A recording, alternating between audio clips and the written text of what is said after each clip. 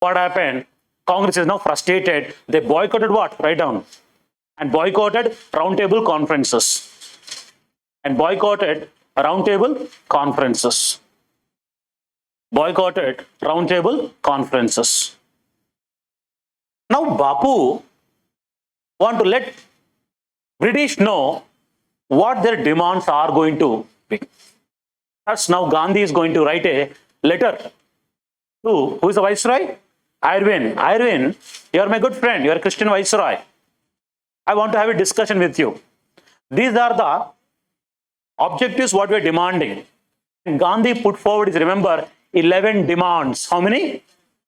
Gandhi put forward is 11 demands to Irwin, telling, I'll give you 1 month notice time. 1 month. Clear? Ultimatum, 1 month. Now this is January. I'll give you till entire February. Take 1 month time. Whether you agree or not, tell me. If you agree, we both sit together and we'll make a pact. If you don't agree, tell me, I'll start my own movement. And that's how the future movement is now going to start, called civil disobedience movement. And what is this demand, sir? These demands, 11 demands, are put together into 6, 3, 2. 6 demands are what you call general interest demands. 3 demands are called bourgeois demands.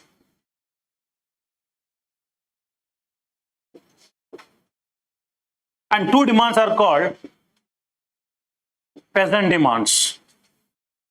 Among them, one is abolishment of salt tax. Are we clear about it? Are we clear about it? Make a note, quick note.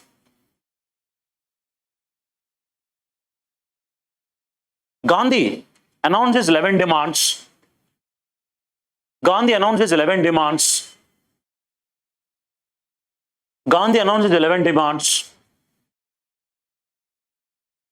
and served an ultimatum. And served an ultimatum. And served an ultimatum to Viceroy Irwin. And served an ultimatum to Viceroy Irwin, either to accept or reject, either to accept or reject the following. What are they? Easy to remember. Number 1, 50% reduction of military expenditure. I'm not giving you all which are important, I'm talking. 50% reduction of military expenditure.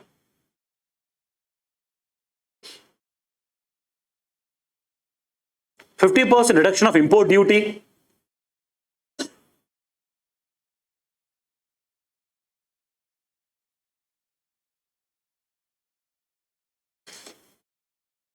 Abolition of salt tax.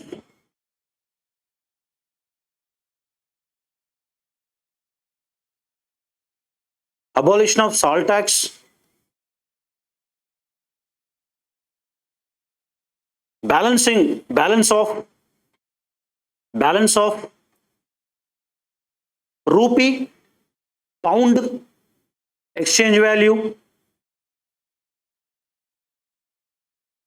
sterling, that is a unit what you call, balance it. You are actually unable to make the balance. Because of that, what happened? We are unable to, the cost of living is going to very high. Inflation is because of that only.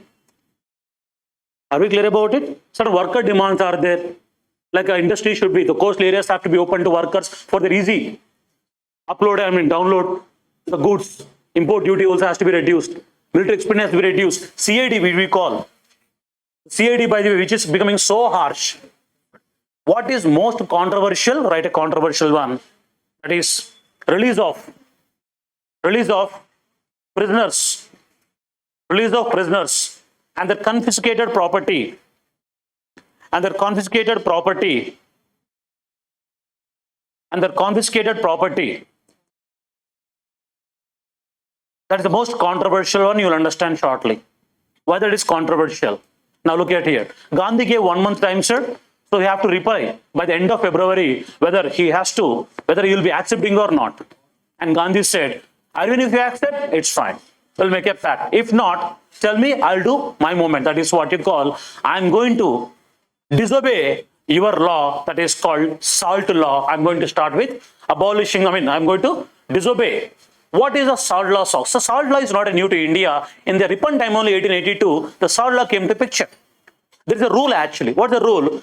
The coastal living natives, they can manufacture salt within 5-kilometer radius. They have a right, because they are the son of the soil, by the way. They can manufacture their own salt. But now what they made, this act says no other than British manufacturing salt company, no one has the right to manufacture salt.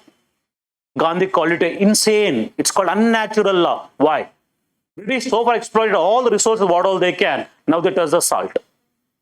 Now, having no other way, Gandhi said, I'm now going to march from my ashram Sabarmati to where? To the Dandi coast. And I'm going to break your salt law. I'll manufacture salt.